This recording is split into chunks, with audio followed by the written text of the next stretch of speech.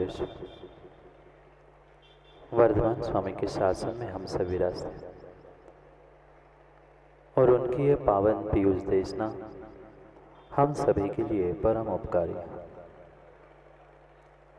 अनादिकाल से हमारी आत्मा में जो जन्म, जरा और मृत्यु रूपी रोग लगे, उन रोगों का उपशमन करने वाली कोई परम औषधि है तो वह एकमात्र यह चिन्हवाणी भव्यात्मा। जीव अनादि से पुरुषार्थ करता है। प्रत्येक पर्याय में, प्रत्येक स्थान में और प्रत्येक गुणस्थान में जीव ने सुख के लिए पुरुषार्थ किया, पर जितना जितना वह सुख के लिए पुरुषार्थ करता रहा उतना उतना ही वह सुख से रीत होता रहा, सुख से दूर होता रहा। क्या कारण था? सुख की चाह सबके पास थी, सुख के लिए पुरुषार्थ भी हर कोई कर रहा था, पर फिर भी जितनी चाह और जितना पुरुषार्थ वह सुख के लिए कर रहा था उतना उतना ही वह सुख से रीत हो रहा था, खाली होता जा रहा। क्या कारण था? उस कारण की ही खोज करने की आवश्यकता है। शायद आप सभी ने भी पुरुषार्थ किया होगा, मां नहीं किया? जीवन भर इस पर्याय का तो हमें याद है, पिछली पर्याय का भले ही याद नहीं, पर इस पर्याय में भी तो आपने सुख के लिए पुरुषार्थ किया। पर जिस सुख के लिए पुरुषार्थ किया, मेहनत की, वह सुख हमें आज तक क्यों नहीं मिला? कहाँ कमी रही? क्या माणिक दादा पुरुषार्थ में कमी रही? क्या हमारा पुण्य साथ में नहीं था? पुण्य नहीं होता तो जैन कुल में मनुष्य पर्याय में जन्म लेके हमें सच्चे देवशास्त्र गुरु कैसे मिलते?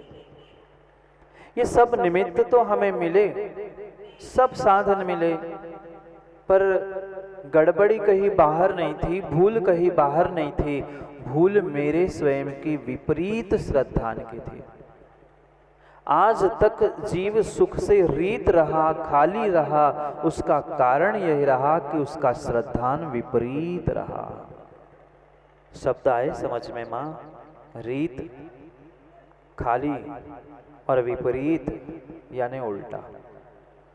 आज तक जितना जितना कार्य जीव ने किया, चाहे शरीर का पुरुषार्थ हो, चाहे भावों का पुरुषार्थ हो, चाहे मन का पुरुषार्थ हो, प्रत्येक पुरुषार्थ उसका विपरीत ही रहा। और स्वाभाविक सी बात है, जैसा पुरुषार्थ होगा, जैसा विपरीत मार्ग आप पकड़ोगे, मंजिल आपको बिल्कुल वैसी ही मिलेगी जैसा श्रद्धान करके आप चलोगे। जीव आज नहीं, अभी नहीं, अनादि से जो अनंत काल बीत चुका, उस अनंत काल में जीव श्रद्धान तो करता आया। 7 तत्व होते हैं, 6 पदार्थ होते हैं, 6 द्रव्य, 9 पदार्थ होते हैं, ये सब कुछ वो जानता है। आप लोग नहीं जानते? मड़ावरा के तो वैसे ही ज्ञानी है, जानते तो बहुत बहुत कुछ हम हैं, पर समस्या सबके साथ ये है कि जानने के साथ हम वैसा मान नहीं पा रहे हैं, इसलिए हम विपरीत श्रद्धान से सम्यक श्रद्धान की ओर नहीं बढ़ पा रहे। सबसे बड़ा मेरा शत्रु, सबसे बड़ा मेरा शत्रु मेरे भीतर में बैठा हुआ वह राग, द्वेष और विपरीत श्रद्धान का कारण है। कौन शत्रु बना रहा है? किसी से लड़ते हो, किसी को गले लगाते हो, किसी के यहाँ भोजन करने जाते हो, माँ किसी को थाली से उठाते हो, ये कौन है? ये भले ही बाहर के हमें निमित्त दिख रहे हैं, व्यक्ति दिख रहे हैं, पर भीतर बैठी हुई जो राग द्वेष की कणिका है और जो विपरीत श्रद्धान रूपी मिथ्यात है, यही अनादि से आपको संसार में भटका रहा है। नहीं जानते होंगे ना राग द्वेष? पल पल में डीके राग द्वेष के अलावा संसारी जीव दूसरा कुछ कर ही नहीं रहा। ये गहन गहन निर्णय करने की आवश्यकता है। जब तक हम राग द्वेष को नहीं समझेंगे तब तक हमारा श्रद्धान विपरीत से सरल होने वाला नहीं है, सम्यक होने वाला नहीं। जो किसी इंद्रिय सुख या किसी वस्तु व्यक्ति के प्रति जो मेरा विशेष ममत्व भाव है, वह मेरा ममत्व भाव ही राग है, और उसी व्यक्ति वस्तु और सामग्री के प्रति मेरी जो घृणा है, उससे दूर भागने की जो परिणति है, वह द्वेष है। आज इन दोनों के कारण में देखो ना, चाहे घर परिवार हो, समाज हो, देश राष्ट्र हो, जहाँ पहुँचो वहाँ मात्र इन दो शत्रुओं के कारण सब घर परिवार और समाज भी तहस नहस हो रही। सबसे बड़ी समस्या व्यक्ति के भीतर अगर कोई बैठी है तो माँ उसका नाम है राग और द्वेष। द्वेष को तो हर कोई जानता है, द्वेष करते हुए, क्रोध करते हुए हर कोई जानता है, हर कोई देखता है, पर जीव को राग की परिणति समझ में नहीं आ रही है। कहीं ना कहीं सूक्ष्म राग है, तभी कहीं ना कहीं द्वेष है, और अगर द्वेष है तो कहीं ना कहीं राग भी है। जैसे सिक्का भले ही एक ही होता है, सिक्का रखा होगा ना जेब में, राजू भाई, जेब में एक आध दो तो सिक्के पड़े ही होंगे। वह सिक्का भले ही एक है, पर उसके दो पहलू होते हैं। जैसे एक सिक्के के दो पहलू होते हैं, ऐसे ही वर्तमान के उन कसायिक मिथ्या दृष्टि जीवों के भी दो पहलू है, कभी राग कभी द्वेष, कभी द्वेष तो कभी राग। भले ही वह अपने राग को, सूक्ष्म राग को पकड़ नहीं पा रहा है, पर अगर किसी एक व्यक्ति के प्रति द्वेष है तो कहीं ना कहीं दूसरे के प्रति राग है। माँ अगर द्वेष भी समझ में नहीं आ रहा है और आप ये कह रहे हो ये मेरे परिवारजन है, ये मेरे इष्ट है, मेरा इसके प्रति प्रेम है, ये मेरा मित्र है, ये निर्णय हो चुका, जहां मित्र होता है वहां शत्रु होता ही है। अगर शत्रु था ही नहीं, किसी से द्वेष था ही नहीं, तो मां किसी से प्रेम और किसी से राग की बातें क्यों? ये ऐसा अंधा राग होता है, व्यक्ति सामने सच्चाई को देखने के बाद भी, जानने के बाद भी उस सच्चाई को मान नहीं पाता है। कारण और कुछ नहीं था। आज तक जो 7 तत्व थे, जीव, अजीव, आश्रव, बंध, संवर, निर्जरा और मोक्ष, इन 7 तत्वों के प्रति हमने जानकारी तो बहुत सारी ले ली। कर्मों का आना आश्रव है, जो स्पर्श रस गंध वर्ण से युक्त होता है वो पुद्गल है, जो चेतना से युक्त है वो जीव है। हमने सब कुछ रट के रटा है ना। बच्चों को भी हमने रटवा के रख दिया, पर रटने का मतलब क्या निकला? अगर हम इस जीव और पुद्गल में ही भेद नहीं समझ पा रहे हैं, जीव को जीव और पुद्गल को पुद्गल नहीं समझ पा रहे हैं, इतना सा भेद विज्ञान नहीं कर पा रहे हैं, तो किस बात का तुम्हारा सम्यक दर्शन? पर ये भी ध्यान रखे डॉक्टर साहब, ये भी ध्यान रखे, आचार्य भगवंतों ने भेद विज्ञान की बात कही है, भेदभाव करने की बात नहीं कही।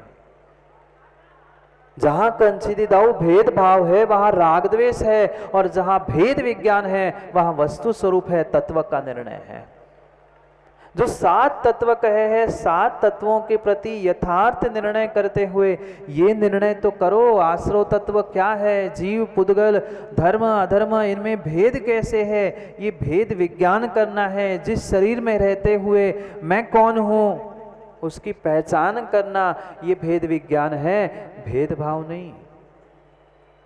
जीवों ने शब्दों का, आगम का, देव शास्त्र गुरु का, सबका विपर्यास करते हुए पता नहीं मन चाहे अर्थ निकाले, और जहां भेद विज्ञान से जीना था वहां भेदभाव करते हुए, राग द्वेष से जीते हुए खुशियां मना रहे हैं। पर आज कितनी ही पुण्य के उदय में वह खुशियां मना ले, पर ये आगम प्रमाण है, और आगम नहीं, मात्र आगम नहीं, ये सामने दिखने वाला साक्षात प्रत्यक्ष प्रमाण है। जो जो जीव राग द्वेष से जीता है उसे दुख के अलावा इस संसार में कुछ मिलता ही नहीं। मात्र और मात्र दुख के पीछे ये दो ही कारण थे, तुम्हारा राग और द्वेष। जीव क्यों नहीं समझ पा रहा है इस राग द्वेष को? मां राग नहीं करते ना, द्वेष नहीं करते ना। ये दोनों एक दूसरे के साथ अविनाभावी संबंध से युक्त है, छुपे हुए हैं। जहां राग होगा वहां कुछ अंशों में द्वेष होगा ही होगा। भले ही हम द्वेष को प्रदर्शित कर पाए नहीं कर पाए, पर राग दिख रहा है, मतलब कहीं ना कहीं अनिल रजोला द्वेष अवश्य है। किसी के प्रति द्वेष दिख रहा है, मतलब कहीं ना कहीं छुपा हुआ राग अवश्य है। ये बहुत बड़ी भूल वर्तमान का जीव कर रहा है।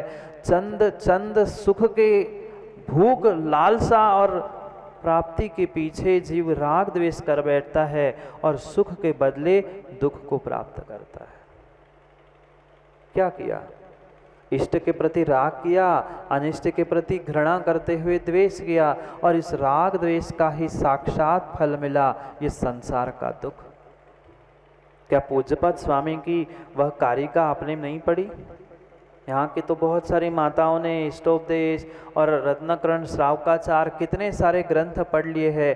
क्या इष्टोपदेश की वह कारिका माँ याद नहीं है? राग द्वेष द्विदीर्घा नेत्राकर्षण कर्मणा अज्ञानात् सुचिरम जीवा संसारात् भ्रमत सौ।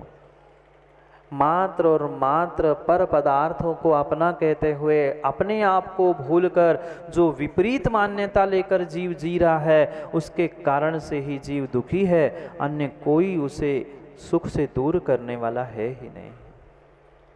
किन बातों को लेकर, किन बातों को और किन मान्यताओं को लेकर हम आपस में परस्पर में ही लड़ रहे हैं? ये तेरा, ये मेरा, ये उसका, ये इसका।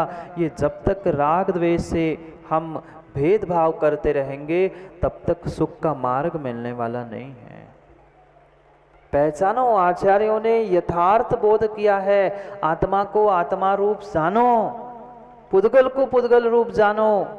प्रत्येक पदार्थ, प्रत्येक तत्व जैसा है उसके उसके स्वभाव जैसा जानो, और मात्र जानो नहीं, मात्र जानो नहीं, मानो भी।